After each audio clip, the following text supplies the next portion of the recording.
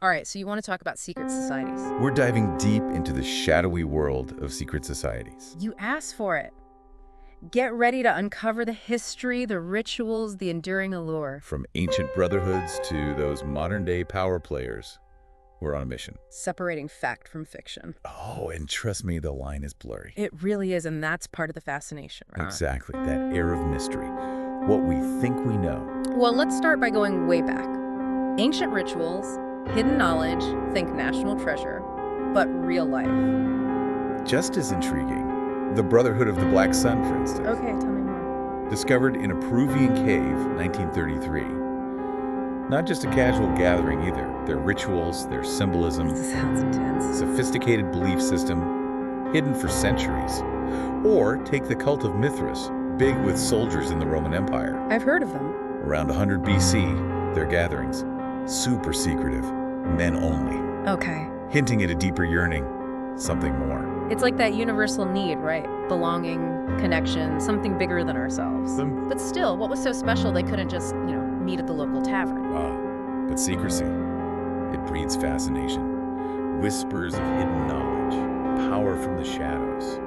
That's alluring. No doubt. And then you have groups like the Council of Nine. So shrouded in mystery. Did they even exist?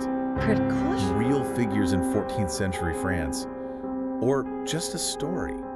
We might never know. It's that possibility that's so captivating. Exactly. Which brings us to, well, the big leagues of secret societies. Names synonymous with, well, secrecy. Oh, I know where you're going with this. The Illuminati. The Illuminati. Endless conspiracy theories. But their origins, not about world domination. Really? Everyone thinks that's their whole deal. It's a misconception. Bavaria, 1776. Adam Weishaupt, their founder, he wanted enlightenment. Enlightenment, huh? This group, intellectuals, they championed reason, self-governance. Radical for the time. And yet here we are, centuries later, blaming them for everything, controlling the media, global events. Like, the Illuminati's always the answer. Right. You've got theories about their media influence in the U.S.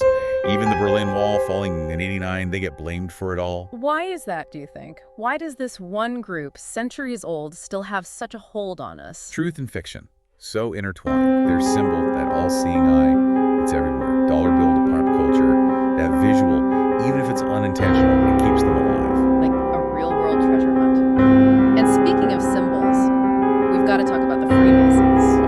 Yes. Yeah, The Freemasons.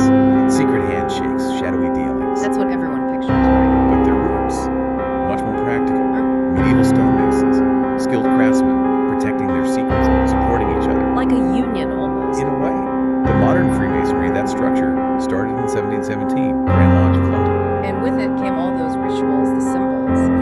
It all adds to the mystique. Some of their rituals are ancient history, like the Hiram Abiff ritual that takes us back to 960 BC Jerusalem. Jerusalem, the Hiram Abiff story, it's not meant literally allegory. A tale about loyalty, integrity, knowledge. That's the heart of Freemasonry. So it's not what they do behind closed doors. It's about the values those doors represent. Okay, I get it. But you can't deny, historically, Freemasons have influence. Some whisper about their hand in the U.S. Constitution. Those closed-door meetings in Philadelphia, 1787. And then, just a couple years later, the French Revolution. From clandestine gatherings to shaping global events, makes you wonder if they've got a secret handshake for everything. Perhaps. But influence or not, they're enduring. It speaks to something. Shared values, traditions, in a world that's always changing. Makes you think, about history, but also the stories we tell about power. And speaking of power, Skull and Bones. Skull and Bones. Even more secretive, if you can believe it. Hard to imagine. Founded at Yale, 1832. Their members, American power players. Presidents, justices, CEOs. If you're somebody, you were probably in Skull and Bones. But what's with the secrecy? What actually happens at those secret meeting at the tomb things? The million-dollar question.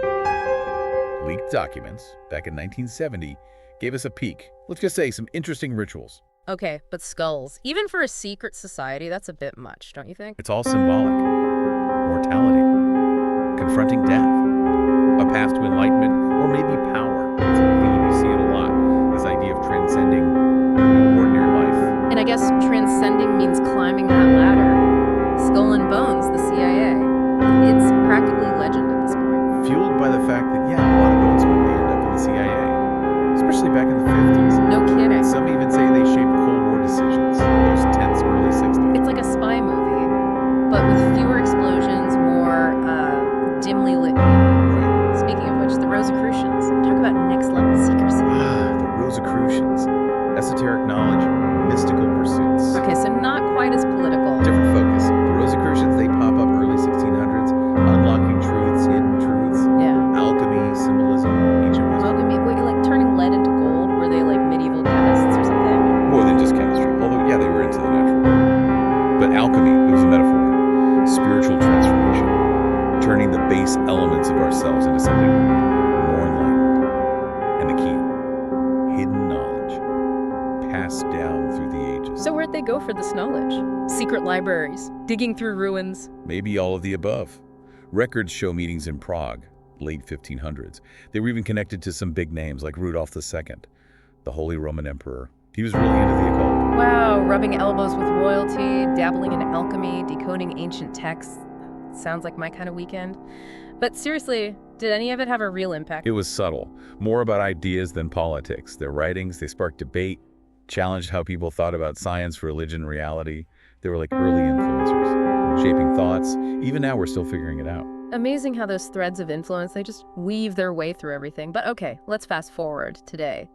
Are secret societies still a thing? Or is it all just, old books and faded symbols now? Secrecy, power, influence that never gets old. And today, everyone connected. It's even easier to think about shadowy groups pulling strings. So who are the big players now in this world of secret handshakes and whispered agendas? The Bilderberg group is always at the top. Imagine this, every year, 120, maybe 150 people, the most influential people in the world. Politicians, CEOs, academics, media. They have a private conference. Wait, so no press, no announcement? Nothing, just closed doors. What do they talk about? Well, that's the big question, isn't it? Talk about exclusive. It's like the ultimate networking opportunity, but with way more secrecy and probably better snacks. Where'd they even come from? First meeting, way back in 1954. Hotel de Bilderberg, Netherlands. Goal was simple. Get European and North American leaders talking. Cold War was heating up, you see. From preventing World War III to maybe controlling the global market. Quite the journey. But how much power do they really have? Well, think about who's in the room. Their influence is undeniable. There have been leaks, about what we discussed. Global economy, big geopolitical events. Even back in 73, they talked about an oil crisis. And then guess what?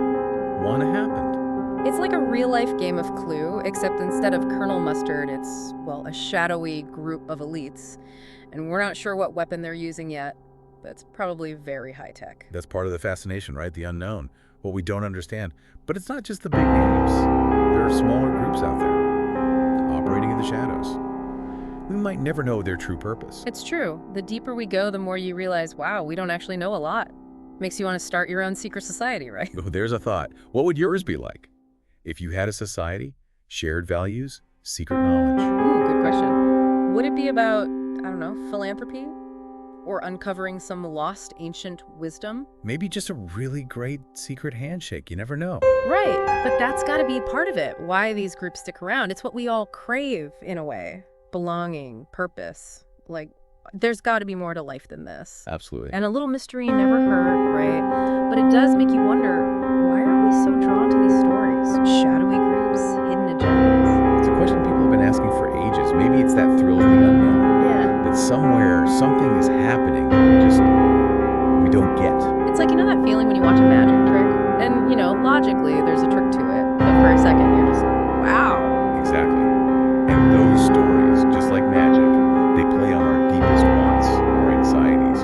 We want order. The world's chaotic. We worry someone's in control, but who? So maybe it's not about whether it's all real or not. It's more what it represents, The power of secrets, the stuff we don't know. And that human need to believe in something bigger. Something bigger than ourselves, whether it's ancient brotherhoods or, those modern power players. That need for meaning, for connection, it's universal. Well said. And just when you think you've got it all figured out, another layer pops up. That's what I love about this topic. It's like a journey. And the best journeys, it's all about the questions we ask them. Couldn't agree more. So on that note, one final question for you to think about.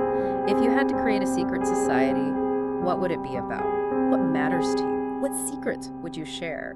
The answer, much like the truth itself, might be closer than you think. Until next time, keep exploring, keep asking those questions, and never stop looking for those hidden connections, the things that tie us